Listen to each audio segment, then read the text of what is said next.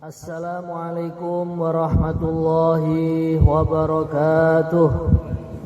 Nahmaduhu wa nusalli wa nusallimu ala rasulihil karim wa ala alihi wa ashabihi wa tabi'ina lahum bi ihsanin ila yaumiddin, amma ba'd. Alhamdulillah, bapak-bapak hadirin sekalian, kita bersyukur kepada Allah masih digunakan untuk mempelajari agamanya. Kita yakini kembali bahwasanya orang yang belajar agama apabila diniatkan dengan niatan yang ikhlas, yang betul, satu, rizkinya akan dimudahkan oleh Allah. Yang kedua, dia dihitung fi sabilillah. Maka kita niatkan saja seumur hidup kita sampai meninggal dunia, bahkan sampai anak-anak kita, semuanya untuk mencari ilmu agama. Sehingga kapan saja ajal atau malaikat Israel menjemput nyawa kita selalu dihitung fisabilillah. Amin Allahumma amin. Baik, kita mulai dengan bacaan Ummul Kitab dengan harapan Allah selalu limpahkan kesehatan kepada kita, wabil khusus sesepuh kita di majelis taklim kita, Pak Haji Mustafa sekeluarga juga diberi kesembuhan oleh Allah Subhanahu wa taala, secepatnya diberikan anugerah oleh Allah sehingga bisa kembali bergabung mengaji bareng-bareng. Ala hadiniyah wa ala kulli niyatin shalihah. Al-Fatihah. A'udzubillahi minasyaitonir rajim. Bismillahirrahmanirrahim. Alhamdulillahi rabbil alamin arrahmanir rahim maliki yaumiddin iyyaka na'budu wa iyyaka nasta'in ihdinas siratal mustaqim siratal ladzina an'amta 'alaihim ghairil maghdubi 'alaihim waladdallin. Baik, kita lanjutkan pada halaman 562.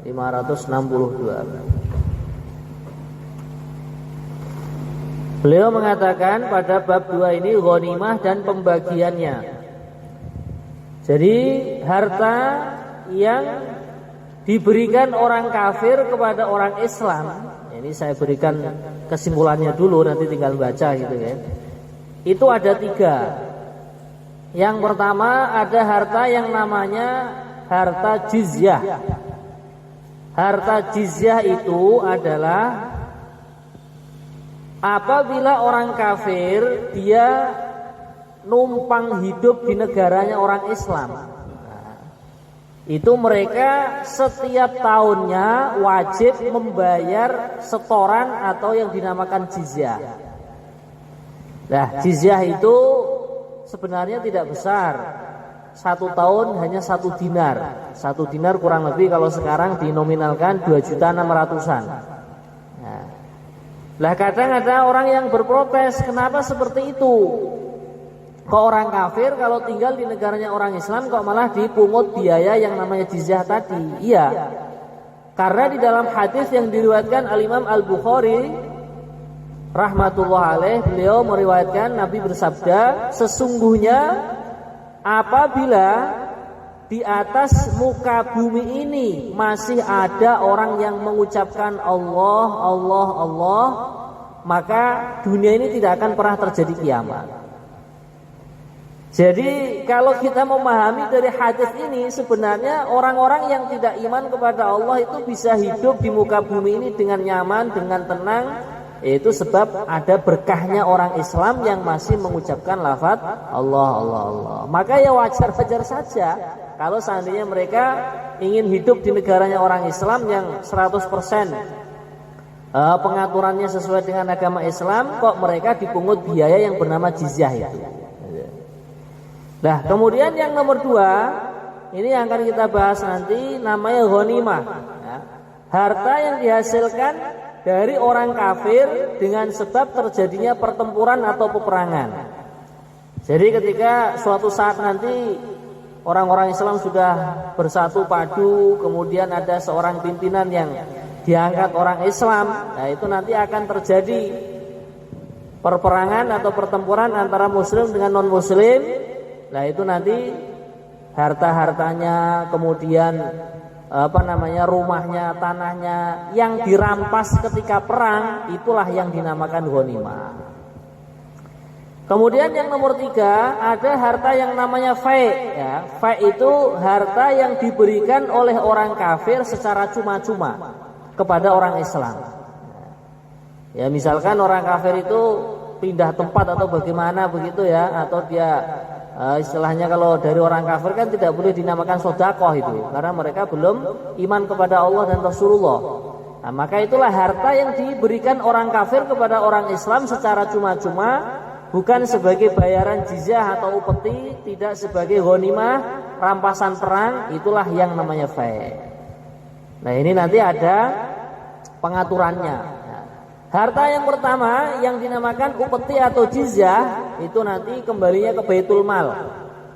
Nah, jadi Baitul Mal itu satu lembaga yang dibuat oleh orang Islam untuk mengumpulkan zakat, menampung sedekah. Ya, kalau sekarang itu mirip-mirip dengan Baitul Mal, itu bisa dikatakan basis itulah Badan Amil Zakat, Infak dan Sedekah.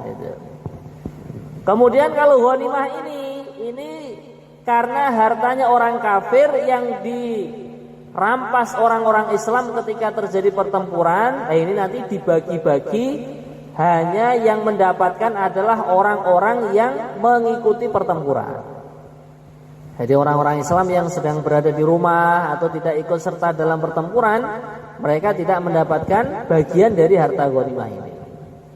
Nah, kalau harta yang ketiga yaitu harta fai, nah itu adalah harta yang diberikan secara cuma-cuma oleh orang non-muslim kepada orang Islam, itu juga nanti dikembalikan ke Baitul Mal, dan tasarufnya atau penggunaannya adalah sesuai kemaslahatan yang diputuskan oleh pimpinannya orang Islam. Misalkan untuk menyantuni anak yatim, untuk menyantuni janda-janda yang tidak bisa bekerja, nah itu nanti semua diambilkan dari Baitul Mal itu. Nah, sedangkan yang akan kita bicarakan, akan kita bahas adalah tentang ghanimah dan pembagiannya. Beliau mengatakan, bahasa Indonesianya, orang yang berhasil membunuh lawan, maka ia berhak mendapatkan salapnya, dan sesudah itu ghanimahnya dibagi-bagi menjadi 5/5, ya, 1/5. 4/5 diberikan kepada orang-orang yang ikut perang, 3 bagian dibagikan kepada pasukan yang berkendaraan, dan 1 bagian dibagikan kepada pasukan jalan kaki. Bagian ghanimah tidak boleh diberikan kecuali kepada orang yang telah memenuhi 5 syarat, yaitu Islam, baligh, berakal sehat, merdeka, dan laki-laki. Jadi kalau seandainya ada perempuan yang ikut serta, saking tingginya semangat dalam berperang di jalan Allah, dia enggak mau ketinggalan ikut, ya dia tidak mendapatkan bagian dari ghanimah. Apabila tidak memenuhi 1 syarat saja dari 5 syarat tersebut, maka ia hanya diberi hadiah. Nah, jadi istilahnya hadiah itu ya cuma-cuma itu tadi, atau fee ya istilah kita. Nah, ya mungkin ada kelebihan atau bagaimana, sudah diikhlaskan oleh pimpinan waktu itu, diberikan kepada wanita atau orang yang tidak memenuhi syarat, maka itu sebagai hadiah. Tidak boleh diberi bagian dari ghanimah. Kemudian yang 1/5 dibagi menjadi 5 bagian. 1 bagian untuk Rasulullah, 1 bagian ditasarufkan atau digunakan untuk kemaslahatan umum sepeninggal beliau, 1 bagian untuk keluarga dekat Nabi sallallahu alaihi wasallam, 1 anak yaitu anak keturunan Bani Hashim dan Muthalib atau yang sering disebut dengan Ahlul Bait, 1 bagian untuk anak-anak yatim, dan 1 bagian untuk orang-orang miskin, dan 1 bagian lagi untuk orang-orang yang sedang dalam perjalanan atau sering dinamakan Ibnu Sabil. Orang-orang yang musafir kehabisan bekal itu dapat santunan. Nah, santunannya sumber dananya dari mana? Nah, termasuk dari ghanimah ini. Dari ghanimah. Salap, nah tadi pertama salap itu ialah apa saja yang dibawa serta oleh orang yang terbunuh berupa senjata, kendaraan, pakaian, dan harta atau uang. Jadi misalkan orang perang, ya kalau sekarang kan bawa AK ya, bawa baju besi, bawa sepatu anti peluru misalkan, ada rompi anti peluru, kemudian di dalamnya ada dompetnya, ada ATM-nya dan lain sebagainya. Lah, orang Islam yang bisa membunuh orang kafir itu dia berhak mengambil semua perlengkapan yang dibawa oleh orang yang ia bunuh. Namanya salab itu. Mungkin ketika perang itu dia kalau zaman dulu mengendarai onta, ya ontanya diambil oleh orang yang membunuhnya. Kalau sekarang bawa tank misalkan ya tanknya diambil oleh orang yang membunuhnya. Itu menjadi hak miliknya orang yang bisa membunuh si kafir tersebut. Maka itu harta itu dikatakan salab.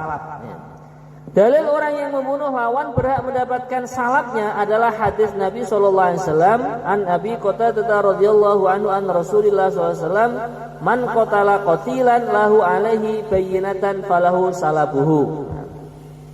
Dari Abu Qatadah radhiyallahu anhu dari Rasulullah SAW beliau bersabda, barang siapa membunuh lawan dalam perang dengan bukti kuat, maka ia berhak mendapatkan salabnya. Hadis riwayat Bukhari dan Muslim. Nah, ini hadis yang sangat sahih. Ghanimah adalah harta orang kafir yang ambil secara paksa saat perang berlangsung, sekalipun saat terjadi pengusiran. Nah, jadi kalau orang kafir diusir pun harta yang dia tinggalkan, nah itu nanti diambil oleh orang-orang Islam yang dinamakan salab, yang dinamakan ghanimah. Kalau yang dibawa saat berperang, mulai dari senjata, baju besi, kemudian kendaraan, semuanya itu nanti dikatakan salab. Nah, itu yang berhak mendapatkannya adalah orang yang membunuh si kafir tersebut. Sesungguhnya ada seseorang laki-laki datang kepada Nabi Shallallahu Alaihi Wasallam dan berkata, apa pendapatmu tentang harta rampasan perang? Beliau menjawab, 1/5 untuk Allah dan 4/5 untuk pasukan. Jadi misalkan begini ya, dapat berapa? 1 miliar ya, banyak sekali, lebih daripada itu mungkin ya. Yang mudah aja lah, misalkan 10. Nah, 10 berarti kalau 4/5-nya kan 8 ya. Nah, ini yang 8, ini nanti untuk pasukan perang. Nah, berarti ini yang 2. Nah, ini istilahnya beliau mengatakan di sini adalah 1/5 untuk Allah dan 4/5 untuk pasukan. Nah, ini untuk Allah ini, yang 2 ini. Allah nanti kembali ini kan 2 ini kan 1/5 dari 1/10. Nah, ini 4/5 gitu. Ah, yang untuk Allah itu nanti dibagi 5 lagi ya, dibagi 5. 1/5-nya untuk Rasulullah, ya. Kemudian untuk Ahlul Bait atau keturunannya Bani Hashim dan Bani Muthalib, karena mereka itu mohon maaf diharamkan menerima zakat. Begitu juga diharamkan menerima sedekah apabila ada pembagian ghanimah gitu. Karena memang darah mereka itu kan ya ada darahnya Rasulullah, darah yang suci, maka itu dilindungi oleh Allah dengan cara tidak boleh menerima zakat dan sedekah. Karena sebenarnya zakat atau sedekah itu kan kotorannya harta kita yang dibersihkan dengan cara dikeluarkan sedekah dan zakatnya itu. Maka Ahlul Bait tidak boleh menerimanya kalau seandainya ada pembagian ghanimah gitu. Kemudian yang mendapatkan bagian lagi adalah anak-anak yatim gitu. Kemudian 1 bagian lagi untuk orang-orang miskin, fuqara masakin, dan 1 bagian lagi untuk orang-orang yang sedang dalam perjalanan. Jadi itu cocok sekali memang kalau masjid-masjid yang di dekat jalan raya itu disediakan kopi gratis, apalagi makan gratis, kemudian penginapan gratis ya, sehingga sudah cocok dengan ajaran agama. Memang mereka ada hak sebenarnya, tapi sebenarnya yang disediakan itu yang mendapatkan santunan adalah orang-orang yang sedang dalam perjalanan kemudian kehabisan bekal. Orang lebihnya begitu ya. Kemudian beliau mengatakan Rasulullah SAW dari Ibnu Umar radhiyallahu anhu, sesungguhnya Rasulullah SAW memberi bagian ghanimah 2 bagian untuk kuda dan untuk kuda dan 1 bagian untuk pemiliknya. Nah ini karena yang menunggang kuda itu kan juga ragatnya atau ongkosnya kan banyak, maka itu bagiannya lebih banyak daripada yang berjalan kaki gitu. Maka diberi 2 bagian untuk kudanya itu dan 1 bagian untuk pemiliknya ya. Rasulullah SAW pada perang Khaybar telah membagikan ghanimah dengan 2 bagian untuk kuda dan 1 bagian untuk pasukan jalan kaki ya. Sebagian riwayat juga begitu, 2 bagian itu untuk penunggang kuda, 1 bagian untuk ongkos kudanya, 1 bagian untuk yang memiliki kuda.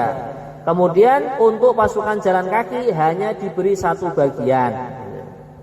Jadi kalau misalkan dapat untuk semua anggota perangnya itu setelah dibagi 1/5 ini tadi, kok dia setiap 1 pasukan itu mendapatkan jatah 1 juta, berarti yang penunggang kuda ya 2 juta gitu. Dari hasil pembagian rampasan perang hartanya orang-orang kafir. Orang yang ikut di medan perang tetapi tidak memenuhi 1 dari 5 syarat, yaitu Islam, baligh, berakal, merdeka, dan laki-laki itu tidak boleh diberi bagian ghanimah, sebab ia tidaklah termasuk orang yang dikenai kewajiban jihad. Namun demikian panglima atau imam boleh memberinya sedikit dari ghanimah sebelum dibagi-bagi. Adapun banyak dan sedikitnya terserah imam, yang penting tidak melebihi bagian pasukan jalan kaki. Ya, jadi misalkan pasukan jalan kakinya diberi 1 juta, ya berarti yang orang yang ikut perang tapi dia tidak memenuhi syarat, itu nanti ya diberi 500.000 atau 300.000 gitu ya. Dalil bagian 1/5 untuk Rasulullah SAW, kerabatnya, anak yatim, orang muslim, dan ibnu sabil adalah firman Allah, wa'lamu annama ghanimtum min syai' fa anna lillahi khumusahu walir rasuli walidil qurba wal yatama wal masakini wabnis sabil. Nah ini 1/5 untuk Allah, 1/5 untuk Rasul dan kerabat beliau, yaitu Ahlul Bait, Bani Hashim dan Bani Muthalib, orang-orang yatim, orang-orang miskin, dan orang yang sedang kehabisan dalam perjalanan. Ketahuilah sesungguhnya apa saja yang dapat kamu peroleh sebagian ghanimah atau rampasan perang, maka sesungguhnya 1/5 untuk Allah, Rasul, kerabat Rasul, anak-anak yatim, dan orang-orang miskin dan ibnu sabil. Pengertian kerabat Rasul di sini adalah Bani Hashim dan Bani Muthalib. Ada sebuah riwayat yang artinya dari Jubair bin Mut'im, ia berkata, saya pergi bersama Utsman bin Affan ke rumah Rasulullah sallallahu alaihi wasallam. Kami berkata, wahai Rasulullah, engkau memberi bagian dari ghanimah kepada Bani Muthalib dan tidak memberi kepada kami, padahal kami dan mereka di sisimu berkedudukan sama. Rasulullah SAW bersabda, sesungguhnya Bani Muthalib dan Bani Hashim adalah satu atau sama. Hadis riwayat Bukhari.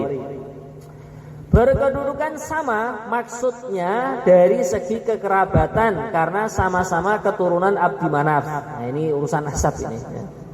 Bani Abdul Muthalib, dan itu kalau Ahlul Bait Pak, sama Allah itu memang nasabnya dijaga. Ya, sama Allah itu diberi keistimewaan, memang nasabnya dijaga. Seperti mohon maaf, Ki Temboro, Ki Uzairon dan saudara-saudara beliau itu kan ketemu nasabnya itu kan beberapa bulan atau beberapa tahun terakhir sebelum Kiai almarhum kan, Kiai wafat itu. Memang sama ayah beliau sama Kiai Mahmud itu nasabnya itu disembunyikan. Nasabnya itu disembunyikan biar anak-anaknya Kiai Mahmud tidak mengandalkan kesolehan mbah-mbahnya. Cuman eranya Kiai Uzairon berbeda. Beliau doa minta kepada Allah supaya diberitahu nasabnya itu kemana gitu. Nah sama Kiai Mahmud itu nasabnya itu disembunyikan di dalam kitab begini, kemudian kitabnya disampul. Nah tahun-tahun terakhir sebelum Kiai Uzairon wafat, kitabnya Kiai Mahmud di mutolah beliau sampulnya sobek. Akhirnya kertas yang ada nasabnya Kiai Mahmud itu jatuh kan, harus dilihat loh, kok isinya nasab gitu. Jadi Kiai Mahmud bin Mbah Haji Sidik bin Mbah siapa, terus ke Magetan juga nasabnya. Di Magetan itu diabadikan namanya Nerangkusumo. Nah, mungkin yang Magetan asli tahu ya. Nah, itu. Bahkan sekarang dibudidayakan, dirawat bagus itu, karena Nerangkusumo itu ada sejarahnya. Beliau adalah termasuk pasukan yang menjadi jenderalnya yang mengusir penjajahan Belanda atau Jepang waktu itu, yang berada di sekitar Magetan, Karanganyar, Ngawi sini sekitarnya. Mungkin kalau dibuka di sejarah mungkin ada itu. Kemudian ke atasnya lagi sampai ke Sunan Derajat, atasnya lagi Sunan Ampel, ke atasnya lagi sampai baginda Rasulullah sallallahu alaihi wasallam. Termasuk Mbah Jekso, apa kan di Magetan ada ya. Nah, itu termasuk larinya ke sana. Bani Al-Muttalib dan Bani Hashim dinilai satu atau sama di sini karena mereka adalah sama-sama membantu dan melindungi Nabi Muhammad SAW baik sebelum mereka masuk Islam maupun sesudah masuk Islam. Nah, itu nanti keturunannya ke atasnya lagi Bani Abdul Muttalib, Bani Hashim. Nah, itu nanti yang dari sana semua itu bisa dikatakan Ahlul Bait, yaitu orang-orang yang memang diharamkan oleh Allah Subhanahu wa taala untuk menerima sedekah dan zakat apabila ada pembagian ghanimah. Nah, karena saat ini tidak ada pembagian ghanimah, ya mereka ya boleh-boleh saja untuk menerima sedekah dan zakat dari orang yang diberi kelebihan harta oleh Allah. Dan itu saya menemukan Ahlul Bait yang miskin-miskin itu ketika saya belajar di Timur Tengah di Yaman itu ada di daerah yang namanya Hudaidah. Itu mereka biasa Pak, habaib itu pekerjaannya itu ngembala kambing, kemudian mencari kayu bakar gitu. Tapi mereka alim-alim, hafid Quran. Bahkan kitab ini hafal gitu. Nah, memang dalam sebuah hadis itu ada yang menerangkan Nabi bersabda, "Kana kutu ali Muhammadin kafafan." Ya. Jadi nafkah atau rezeki yang Allah berikan kepada keluarganya Nabi Muhammad itu sebagiannya itu memang ya secukupnya aja untuk makan. Kalau istilah kita sehari kerja untuk makan besok gitu. Dan di sana banyak sekali, banyak sekali. Ya, mereka dari keturunannya Rasulullah yang memang rata-rata masuk dalam hadis itu. Baik. Bab berikutnya al-fai' dan pembagiannya. Wa yuqassamu malul fai' ala khamsi firaqin. Yusrafu khumusu ala man yusrafu alim khumusul ghanimah wa yu'ta arba'atu akhmasin lil muqatalati wa fi masalihil muslimin. Lah ini. Harta fai' itu dibagi menjadi 5 bagian. 1/5-nya dibagikan kepada orang-orang yang mendapatkan bagian 1/5 ghanimah. Nah, ini orang yang perang itu sebenarnya jatahnya banyak. Ghanimah dapat, fai' juga dapat. Nah, jadi prajurit atau tentara itu, masya Allah, sebenarnya gajinya banyak ya kalau dalam Islam ini. Yeah.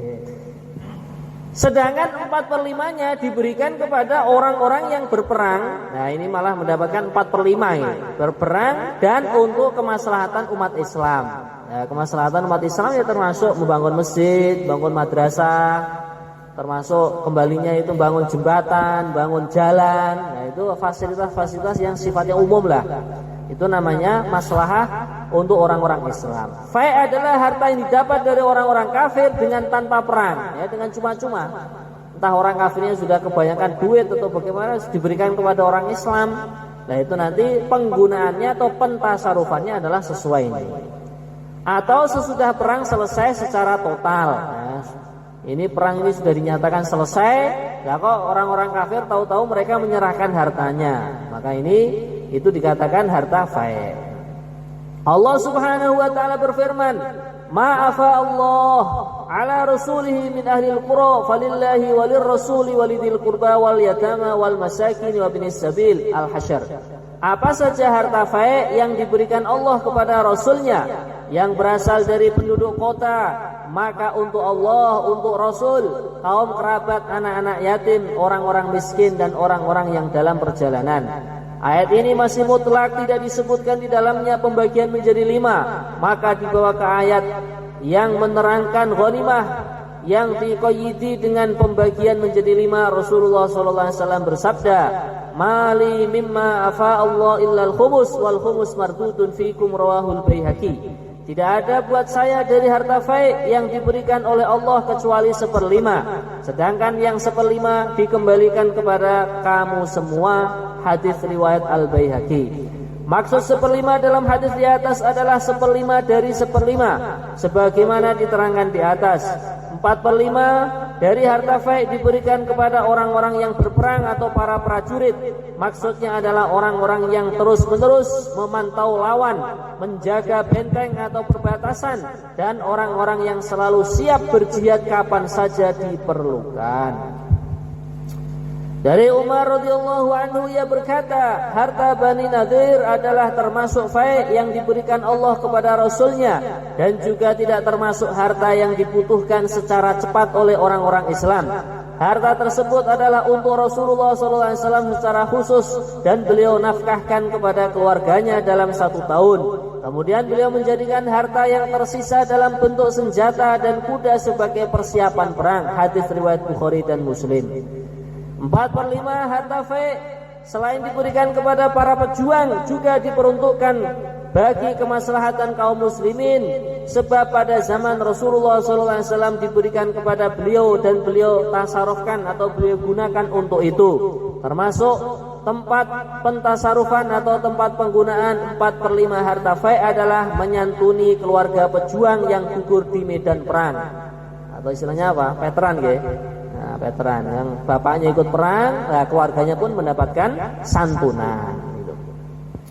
Nah, ulama dan lainnya, karena ulama ya tahu sendiri ya, dari pagi sampai siang ngajar lagi, malam masih ngisi majelis taklim ya. Jadi mereka sebenarnya kan untuk mencari secuil harta itu ya waktunya sudah sangat-sangat terbatas, bahkan sangat-sangat kurang. Maka sama pemerintahan Islam sebenarnya dipikirkan dananya dari mana, yaitu dari fai ini gitu. Tapi sikap ulama yang benar ya tidak mengharapkan santunan-santunan itu, mandirilah ya. Termasuk orang-orang yang jasanya dibutuhkan oleh umat. Nah, ini siapa saja yang memang jasanya dibutuhkan oleh umat ya. Kalau sekarang misalnya kayak ada merbot masjid, merbot musola ya. Kemudian mungkin ditingkatkan lagi untuk membersihkan lingkungan, ada pasukan kuning itu yang memunguti sampah atau pasukan penyapu. Wah, itu bisa juga nanti diambilkan dari sini.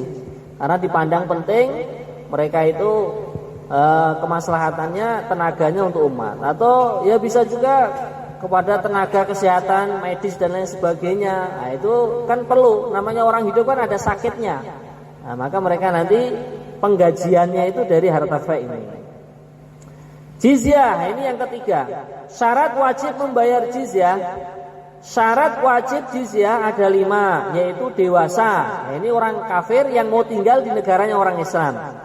Dia dipungut harta yang namanya jizyah atau upeti dengan syarat 1 dewasa, yang nomor 2 berakal, yang nomor 3 merdeka, laki-laki termasuk golongan ahli kitab atau yang menyerupai kitab. Nah, itu 5 syarat itu.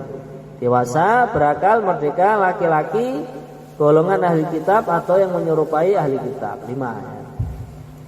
Jizyah adalah pajak yang diambil oleh kepala pemerintah Islam dari orang yang bukan Islam sebagai sukarela, sebagai imbalan jaminan keamanan dan izin tinggal yang diberikan pemerintah Islam.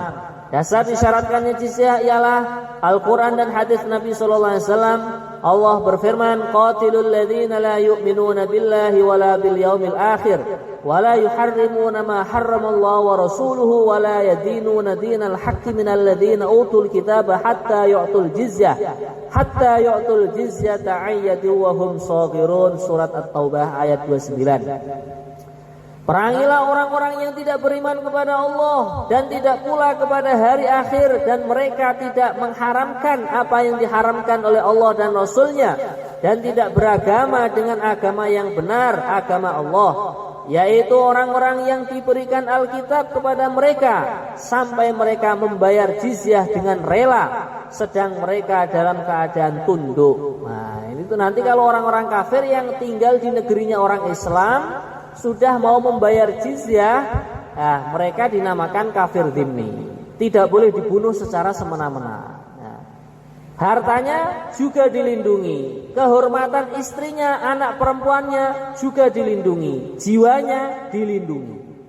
Jadi kalau seandainya ada orang Islam yang mencelakai mereka, ya nanti bisa dituntut karena mereka orang kafir ini sudah membayar yang namanya pajak atau jizyah itu. Di dalam hadis Nabi sallallahu alaihi wasallam disebutkan an Amr bin Auf al-Ansari radhiyallahu anhu anna Rasulullah sallallahu alaihi wasallam ba'atha Abu Ubaidah ibn al-Jarrah ila al-Bahrain ya'ti bi jizyatiha rawahu al-Bukhari wa Muslim.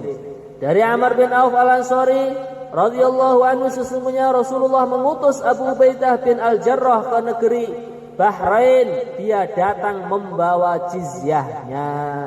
Bahrain itu satu negara kecil di bagian Arab sana. Nah, ini Bahrain itu yang sering diceritakan di dalam itu hayatu sahabah atau kehidupan para sahabat ketika Islam disampaikan ke sana, itu rombongan dakwah yang dikirim itu amirnya namanya Abu Ala al-Hadrami. Abu Ala al-Hadrami ketika dikirim oleh baginda Nabi untuk menyampaikan kalimat iman, menyampaikan Islam ke Bahrain, lah dari Jazirah Arab dari Mekah itu menuju Bahrain itu dihalangi oleh lautan. Nah, kemudian Abu Ala al-Hadrami bermusyawarah dengan rombongannya, dengan pasukannya, kemudian membaca doa, Ya Aliyu ya Azim ya Halimu ya Alim. Nah itu 6 Asmaul Husna, Ya Ali ya Azim ya Halim 4. Nah, Ya Ali ya Azim ya Halimu ya Alim. Baca itu, kemudian doa. Setelah itu Abu Ala al-Hadrami Allah kuasakan bisa melewati lautan tanpa kaki kuda dan kaki ontanya terbasahi air sedikit pun. Dan menurut riwayatnya setelah itu beliau kembalinya dari Bahrain, wafat atau meninggal dunia, kemudian dikuburkan di pantainya sana, pantainya Bahrain. Nah, di sini beliau mengatakan ayat di atas adalah dasar syarat kewajiban jizyah, dan ayat tersebut menunjukkan bahwa jizyah itu dipungut dari orang-orang dewasa yang layak perang, selain orang-orang perempuan dan budak, sebab mereka bukanlah orang-orang yang layak ikut perang. Nah, ini prajurit itu laki-laki yang digunakan untuk perang itu. Kemudian juga anak-anak dan orang-orang yang gila, sebab mereka tidaklah mukallaf atau terbebani dengan hukum agama. Di dalam hadis disebutkan sesungguhnya Umar radhiyallahu anhu telah mengirim surat kepada para gubernurnya yang memerintahkan agar tidak memungut jizyah kepada orang perempuan dan anak-anak. Nah, yang dipungut hanya laki-laki dewasa yang berakal sehat dan merdeka. Orang yang memiliki kesamaan kita seperti orang-orang Majusi. Majusi ini yaitu para pemuja api. Nah, itu di Yaman waktu itu saya melihat masih ada orang Majusi. Jadi di tempat peribadatan mereka itu memang ya ada arangnya atau apa itulah. Kalau sekarang ya gas ya. Itu yang dinyalakan 24 jam. Nah, nanti mereka ibadahnya di situ. Enggak tahu nyembahnya di situ pokoknya lah. Tapi kita enggak masuk, melihat dari kejauhan aja. Masih ada itu orang Majusi. Orang yang memiliki kesamaan kitab seperti orang-orang Majusi itu para pemuja api. Ada sebuah hadis, sesungguhnya Umar radhiyallahu anhu tidak mau memungut jizyah dari orang-orang Majusi, sampai Abdurrahman memberi persaksian bahwa sesungguhnya Nabi sallallahu alaihi wasallam pernah mengambil jizyah dari orang-orang Majusi. Kadar nilai jizyah, ini ukuran pajaknya atau upetinya itu yang diambil dari orang kafir berapa yang diberikan kepada pemerintahan orang Islam. Nilai jizyah yang dipungut paling sedikit adalah 1 dinar. Ini paling sedikitnya. Nah, 1 dinar itu kalau sekarang kalau dirupiahkan kurang lebihnya itu tadi 2.600.000-an. Ya. Dalam 1 tahun, hanya setahun sekali. Orang kelas menengah jizyahnya dipungut 2 dinar. Nah, berarti 2.600.000 kali 2 5.200.000. Ini kalau kaum menengah, ya. Orang yang sudah mulai agak kaya itu, ya. Nah, jadi 2 dinar. Orang kelas menengah jizyahnya dipungut 2 dinar, dan dari orang kaya sebesar 4 dinar. Nah, berarti 2.600.000 kali 4 itu Pak. Hampir 10 juta ya? Lebih ya? 10.400.000. Nah, kurang lebihnya segitu. Jadi itu pengusaha-pengusaha yang kaya-kaya itu orang kafir kalau tinggal di negaranya orang Islam, setiap tahunnya per kepala yaitu laki-laki yang dewasa yang berakal sehat wajib membayar ke pemerintahnya orang Islam 10.400.000 kurang lebihnya. Di dalam hadis disebutkan imam boleh membuat perjanjian dengan orang-orang yang wajib kena jizyah berupa penyediaan jamuan kepada orang-orang Islam yang datang. Nah, ini boleh. Jadi orang-orang kafir yang tinggal di negerinya orang Islam, selain dipungut biaya, dibebani juga oleh pimpinan yang ada di situ. Boleh kamu tinggal di negara kami atau di provinsi kami atau di kabupaten kami dengan syarat membayar jizyah sekian. Karena kamu orang kaya ya 4 dinar, kalau orang menengah ya 2 dinar misalkan ya. Tapi minimalnya 1 dinar tadi. Yang kedua, syarat yang kedua, apabila kami punya tamu, semua jamuan makanan yang traktir kamu. Karena itu tadi perlu difahamkan mereka, ente ini bisa hidup di dunia karena ada kita orang Islam. Nah, kalau di dunia ini sudah tidak ada orang Islam lagi, tidak ada orang yang menzikirkan lafaz Allah, sudah dunia ini akan kiamat. Ya begitu tertibnya. Dari Mu'adz bin Jabal radhiyallahu anhu ia berkata, saya pernah diperintah Rasulullah SAW ke Yaman untuk mengambil dari setiap orang laki-laki yang balik 1 dinar atau kaum ma'arif yang sekeluarganya 1 dinar. Besar jizyah untuk orang kaya 4 dinar, orang yang sedang 2 dinar, dan orang fakir 1 dinar. Itu mengikuti Umar bin Khattab. Jadi istiadatnya sahabat yang bernama Amirul Mukminin Umar ibnul Khattab radhiyallahu taala anhu yang pernah mengeluarkan ketentuan tersebut. Jadi Sayyidina Umar itu terkenal pinter dalam mengatur duit. Nah, sehingga di zamannya Sayyidina Umar katanya itu sampai bayi yang baru lahir ceprot itu sudah mendapatkan gaji dari Baitul Mal, Pak. Allah. Jadi sangat makmur dunia waktu itu. Sampai mahkotanya Raja Persia itu diserahkan. Sedangkan mahkota itu kan waktu itu terkenal semuanya itu terbuat dari emas. Dan sebenarnya orang-orang kaya itu yang saya ketahui itu sejarah membuktikan itu sebenarnya dari orang Islam. Pernah ada sejarah yang menceritakan itu Raja Afrika yang berkuasa waktu itu dari orang Islam ketika naik haji itu membawa emas itu bertonton. Setiap perjalanan ketemu orang Islam, orang yang di jalan itu diberi emas sekian kilo katanya. Saking banyaknya emas di sana. Pertambangan emas kan di Afrika termasuk banyak. Telah diriwayatkan sesungguhnya Umar bin Khattab telah menetapkan jizyah atas orang kaya sebesar 48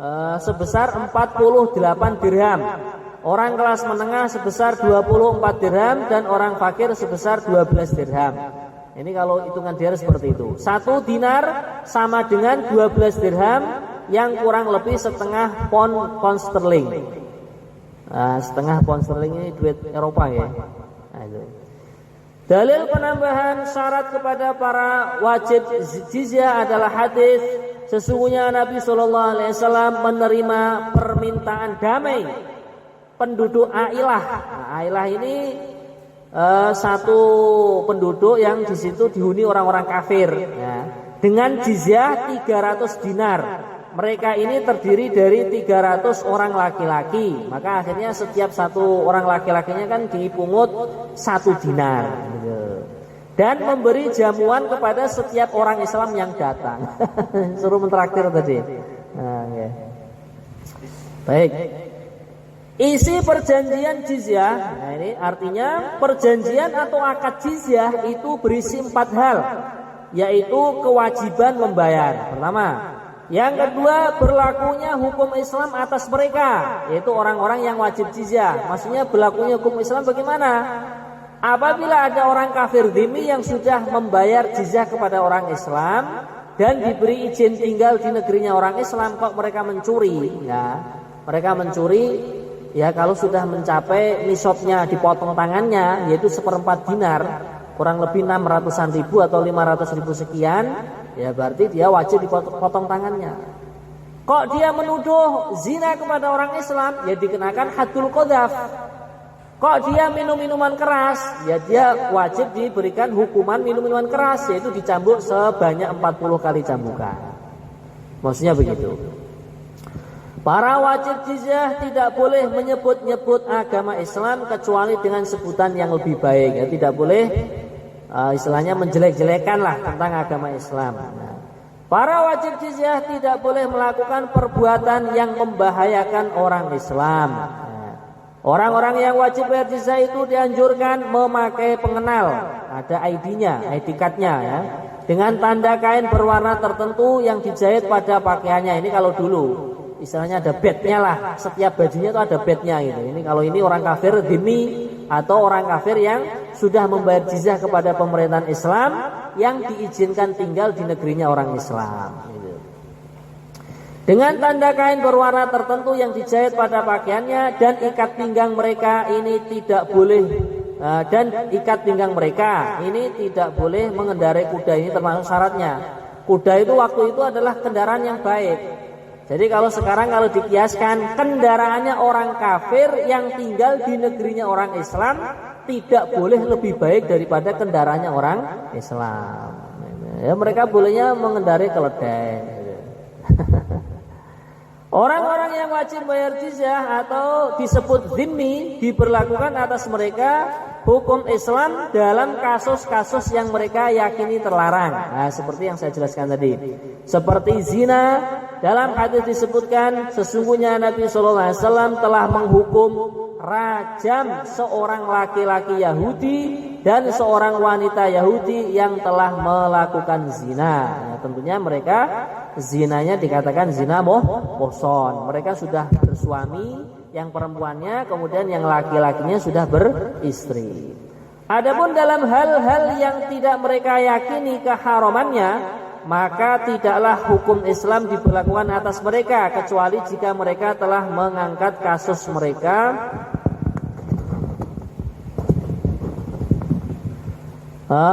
itu ke hakim Islam. Maka hakim yang dilapori harus menentukan perkara mereka dengan hukum Islam. Ya misalkan kalau di agamanya mereka minuman keras boleh, ya, mereka tidak meyakini haram. Kalau di agamanya orang Islam kan minuman keras haram, narkoba haram, setiap perkara yang memabukkan adalah haram. Nah, maka itu nanti mereka kok melapor kepada hakim Islam, ya diserahkan kepada kebijakannya si hakim tersebut.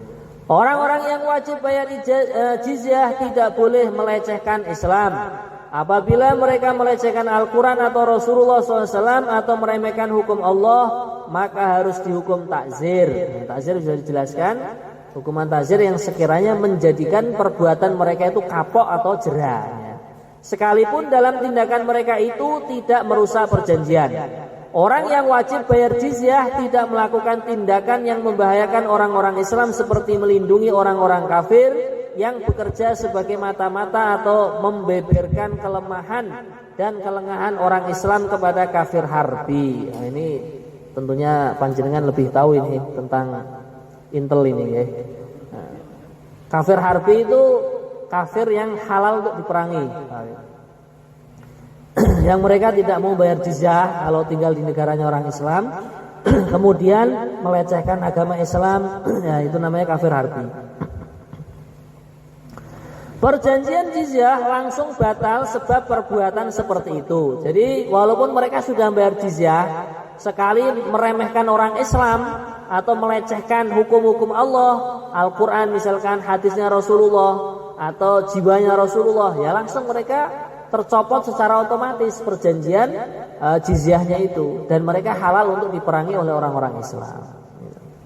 Tujuan diperintahkan orang wajib bayar jizyah memakai tanda pengenal agar dapat mudah dikenali dan diperlakukan selayaknya, dan mereka tidak boleh berlagak, bergaya dan menonjolkan diri di hadapan orang-orang Islam.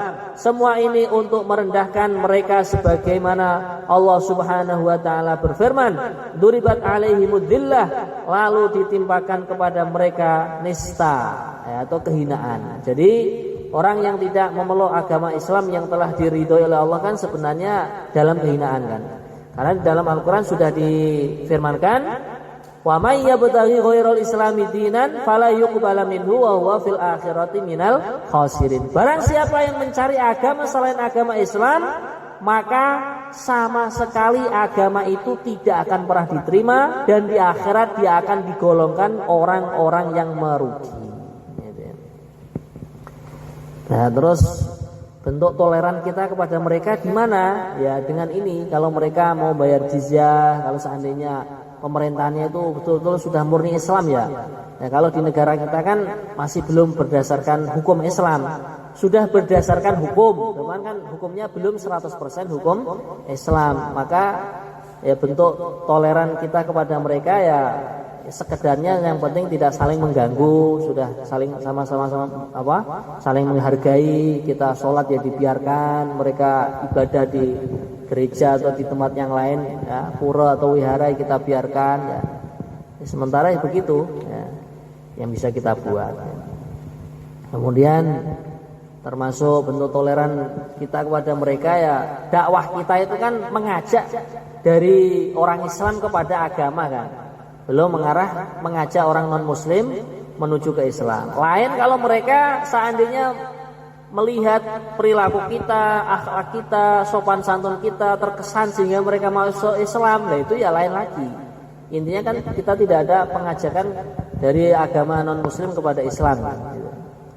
Dan itu sebenarnya seperti yang diceritakan dalam kitab-kitab hadis itu, kalau seandainya orang Islam itu mau mempraktikkan etika-etika atau sopan santun ya, syariat-syariat yang ada di dalam agama Islam, mereka itu melihat terkesan sebenarnya. Seperti ceritanya tawanan-tawanan perang yang diikat di tiang-tiang di Masjid Nabawi. Diikat 3 hari saja, melihat bagaimana adabnya para sahabat yang bergaul dengan Rasulullah. 3 hari melihat akhlak mereka, mereka langsung mengucapkan asyhadu alla ilaha illallah wa asyhadu anna muhammadar rasulullah. Dan itu kalau saya punya teman di Perancis juga itu, dari ibu kota Perancis juga, Paris ya. Saya punya teman mondok itu, dia bilang itu ya ada jamaah-jamaah yang bergerak, perempuannya tutup aurat itu. Itu wanita Perancis itu begitu melihat orang Islam yang tutup aurat pakai abaya, pakai purdah itu banyak sekali yang perempuannya langsung bersahadat. Gitu. Nah, terus setelah ditanya kenapa? Kita sudah jenuh dengan budaya telanjang kita, itu sudah jenuh sebenarnya. Melihat orang Islam itu wanitanya dimuliakan sama suaminya, yang melihat auratnya hanyalah suaminya. Nah, kita itu dilecehkan sama suami-suami kita itu, disuruh telanjang kita itu. Nah, mereka sudah jenuh karena memang ya fitrahnya orang itu ya sesuai agama yang diridhai oleh Allah. Dan teman saya sendiri ketika dia masuk Islam itu, saya tanya, lah asbab kamu masuk Islam gimana? Padahal bapak ibunya masih non muslim. Saya melihat orang-orang ke masjid aja itu hati saya itu sudah tenang katanya. Itu melihat orang-orang Islam yang berbondong-bondong pakai janggut, pakai jubah, gamis, pergi ke masjid gitu aja, itu hati itu sudah tenang. Maka saya tertarik gitu. Saya tertarik, akhirnya terus saya syahadat, kemudian mondok bareng sama saya gitu. Ya itulah kurang lebihnya majelis taklim kita sore ini. Mungkin ada yang ditanyakan? Monggo Pak, silakan. Yang ya ada. Cuman sekarang kan namanya kan bukan jizyah ya, namanya mereka visa stay. Nah, bahkan visa pun diberlakukan oleh orang kafir yang orang Islam tinggal di negara mereka. Kalau di Saudi itu orang kafirnya itu banyak dari Filipina, dari Thailand, Buddha itu masih ada. Cuman mereka ditinggalkan bukan di tanah haram Mekah dan Madinah. Itu ditinggalkan di Jeddah, di Riyadh gitu. Dan itu pegawai-pegawai bandara, tukang sapunya itu rata-rata orang Filipina. Orang itu saya tanya negaranya agamanya non muslim. Makanya kalau kita datang ke Jeddah itu, apalagi di kornesnya itu ya, di pantainya itu ya keadaannya kurang lebih sama di negara non muslim gitu. Karena orang kafirnya ya mereka pakaiannya bebas Pak. Ya, kadang ya nyun sewu yang perempuan juga pakai baju yang kelihatan auratnya lah gitu. Seperti itu. Cuman kan namanya bukan jizyah lagi ya, sudah dirubah menjadi visa. Lah sebagian peneliti itu juga mengatakan visa itu asal mulanya visa itu sebenarnya diambil dari jizyah ini. Cuman akhirnya orang-orang yang lain dari negara-negara lain pun ikut gitu. Jadi kita masuk ke negara mereka bayar. Nggih, ngoten Pak nggih. Monggo, Pak. Iya, bayar upeti atau pajak tinggal itu ya. Iya.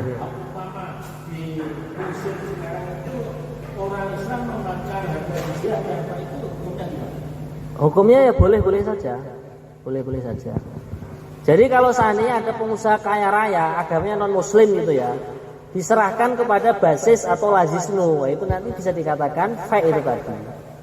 Kemudian nanti sama lazisnu atau basis diinfakkan sebagai gereja gereja sebagai masjid, mushola, boleh-boleh saja. Nggih.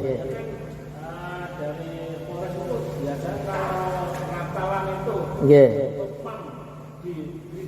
Yang dapat tugas itu kan. Nggih. Kalau kaitannya yang berupa makanan yang sudah jadi ya, kalau menurut saya kita belum tahu asal cara masaknya bagaimana, lebih baik kita bilang Pak kami sedang puasa gitu. Nah, nanti ini kami buat bukanya nanti kalau maghrib misalkan gitu kan. Lah, itu nanti kalau sekiranya ada makanan yang dari ayam, dari apa ya, selamatnya nggak usah kita makan, Pak. Ya. Kasihkan ayam atau kasihkan bebek yang di rumah kita. Ya kalau buah-buahan kan rata-rata kan halal kan. Nah, kalau dari makanan yang bentuknya masakan, ini masakannya vegetarian, ya vegetarian ya, di rumah dia kan ada anjing kan. Nah, yang masak mungkin punya anjing atau perabot-perabotnya itu habis dibuat makan babi dan lain sebagainya, itu menurut agama kita kan haram itu. Nah, maka itu lebih hati-hatinya biar perut kita bersih dari yang haram, nah, kita hindari itu. Nggih. Nggih. Nggih. Ya halal saja. Itu nanti harta itu bisa dikatakan fake itu tadi, harta yang diberikan oleh orang non muslim kepada orang Islam secara cuma-cuma atau tidak ada urusan perang gitu. Nonton lagi? Nggih. Nggih, monggo.